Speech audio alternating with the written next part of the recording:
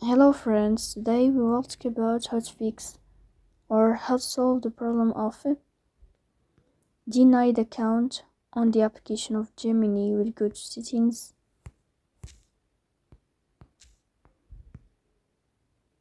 In this page, you will click on apps. On above, you will search about Gemini app and you will click here. Then this page of app info, you will click on first stop and you will click OK. Here you will enter to the window of storage. Then we click on clear cache. But pay attention, don't click clear data because that can delete your account. Here you can turn on your airplane mode. And you can turn off your airplane mode again to fix that problem.